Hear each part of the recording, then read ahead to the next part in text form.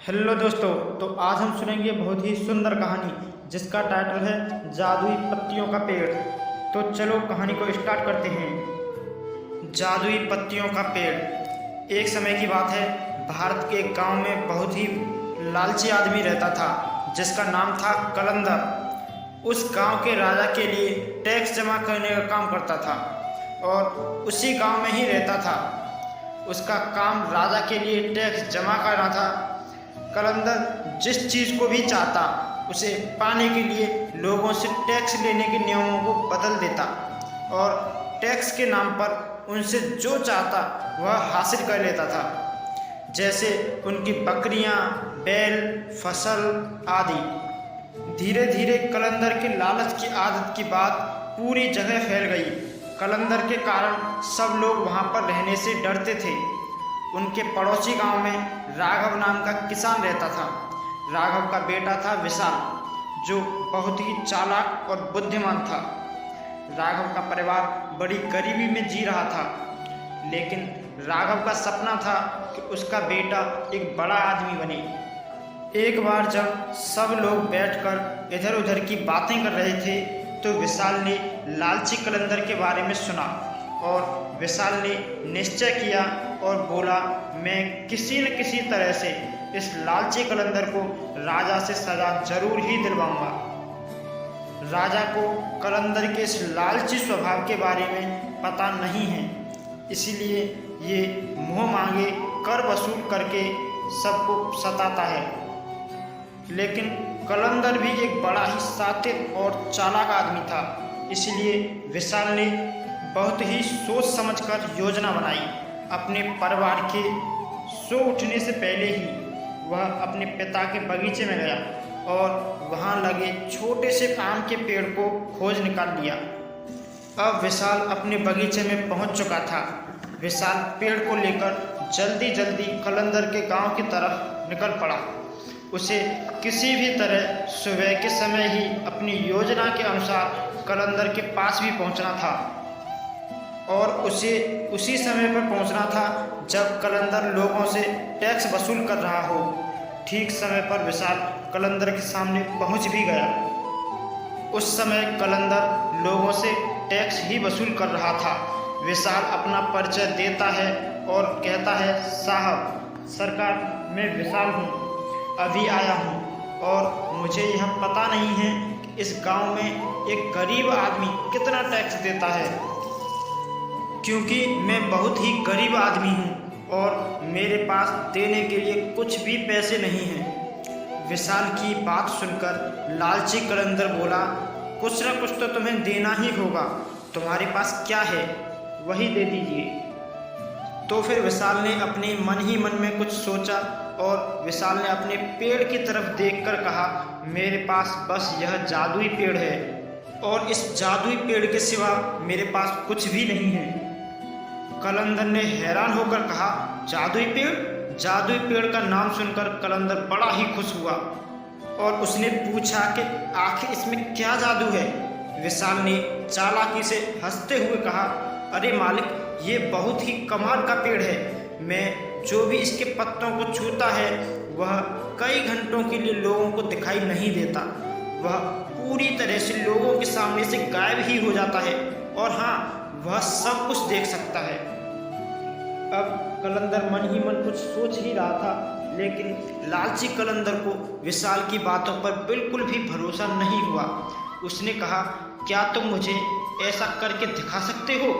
विशाल ने कहा, हाँ क्यों नहीं, जरूर। विशाल की बात सुनकर लालची कलंदर ने उसे ऊपर से नीचे तक देखा और बोला, अगर तुम यहाँ रहना चाहते हो तो तुम्हें अपना यह पेड़ मुझे देना होगा। और हाँ, तुम क्या सोच रहे हो, मैं तुम्हें इस गांव में बिना कुछ दिए रहने दूंगा? और इससे पहले कि विशाल कुछ कहता, लालची कलंदर ने उसके हाथों से उसका पेड़ छीन लिया और दौड़ता हुआ अपने घर चला गया। और जैसे ही वह अपने घर पर पहुंचा, घर जाकर उसने पेड़ की एक पत्ती तोड़ी और अपने माथे पर रख लिया। वहीं पास में बैठी उसकी पत्नी यह सब कुछ देख रही थी, जो खाना पका रही थी। उसने अपनी पत्नी से पूछा, सुनो, क्या तुम मुझे देख सकती हो? अब पत्नी को कलंदर की इस बात पर बहुत ही ज़्यादा गुस्सा आया और बोली, क्यों नहीं देख सकती? क्या मैं तुमको अंधी नजर आती हूँ?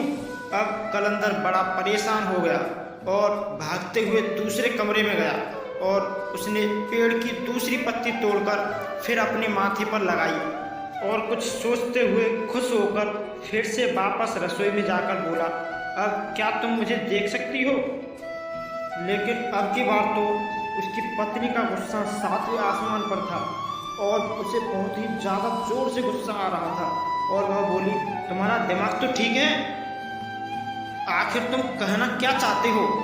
क्यों मैं तुम्हें देख पाऊंगी? क्या तुम्हें लगता है मेरी आंखें खराब हो गई हैं? लालची कलंदर बड़ा ही परेशान हुआ और वो फिर एक बार अपने कमरे में गया। उसने फिर पेड़ की एक पत्ती तोड़ी और फिर से अपने माथे पर लगाई और फिर अपनी पत्नी के पास गया, फिर से दोहराया, क्या तुम मुझे देख सकती हो? लेकिन अब पत्नी कलंदर के इस पागलपन से बड़ी ही परेशान हो गई थी। आखिर गुस्सा होकर उसने कहा, नहीं देख सकती? तुम दिखाई ही नहीं पड़ रहे हो, मैं तुम्हें नहीं देख सकती।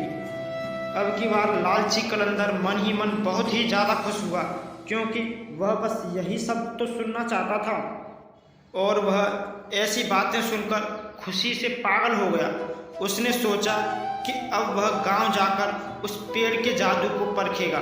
वह चौराहे पर खड़े होकर पेड़ की पत्ती को अपने माथे पर लगाकर बड़ी ही अजीब अजीब प्रकार की हरकतें करने लगता, किंतु किसी गांव वाले ने उसे कुछ भी नहीं कहा क्योंकि वह उससे बात नहीं करना चाहते थे, क्योंकि उन्हें डर था कि कहीं वह उनसे टैक्स न मांगने लगी। लेकिन गांव वालों की कुछ भी ना कहने से लालची कलंदर ने समझा कि वह पेड़ वाकई में सचमुच ही जादुई पेड़ है। फिर उस दिन के बाद उसे जो चीज़ पसंद आती वह उठा लेता। वह बाजार जाता, किसी भी बांसुरी, किसी भी दुकान से फल फूल, किसी के भी कपड़े, सब उसे ऐसा करते देखते पर डर के मारे उसे कभी भी मना नहीं करते। लेकिन वह लालची कलंदर अब समझता था कि वह किसी को दिखाई ही नहीं देता है, इसलिए कोई उसे कुछ नहीं कहता। एक दिन गांव को देखने के लिए राजा की शाही गाड़ी गुजरी। कलंदर ने देखा कि राजा की गाड़ी में बेशकीमती हीरे जवाहरात आदि से सजी हुई थी। तो फिर लालची कलंदर ने आदत के अनुसार पेड़ का पत्ता अपने माथे पर रखा और राजा की बग्गी में हीरे जवाहरात चुराने लगा। अरे सरेआम उसकी यह हरकत देख राजा को बहुत ही गुस्सा आया। उसने चिल्लाकर कहा, गिरफ्तार करो इसे। लेकिन लालची कलंदर अब बहुत ही ज़्यादा परेशान हो गया था। उसे कुछ भी समझ में नहीं आ रहा था कि राजा जी को वह कैसे दिख गया। उसने कहा, महाराज मुझे क्षमा करें, इसमें मेरी कोई गलती नहीं है। एक गरीब आदमी ने मुझे यह जादुई पेड़ दिया जिसकी पत्तियां अपने सर पर रखकर मैं अदृश्य हो जाता था और किसी को भी कुछ भी दिखाई नहीं देता था। लेकिन आज मुझे पता चला कि वह झूठ बोल रहा था, क्योंकि आपने मुझे देख लिया और मैं गायब ही नहीं हुआ।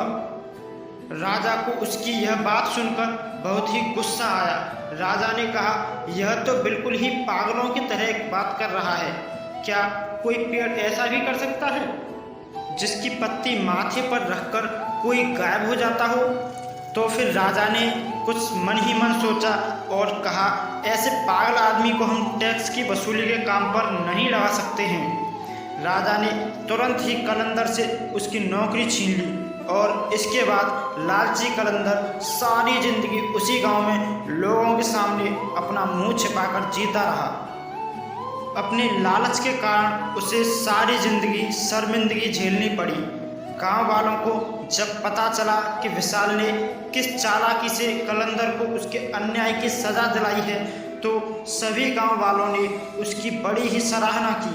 और जब यह बात राजा तक पहुंची तो राजा ने विशाल की बुद्धिमानी देखकर विशाल को ही टैक्स वसूली की नौकरी दे दी। और फिर विशाल न्यायपूर्वक गांव में टैक्स वसूली का काम करते हुए बड़े ही आराम से ज़िंदगी बिताने लगा। तो दोस्तों आपको ये कहानी कैसी लगी हमें कमेंट सेक्शन में बताएं। और हाँ, अगर आपको कहानी अच्छी लगी हो तो वीडियो को लाइक और चैनल को सब्सक्राइब कर दीजिए।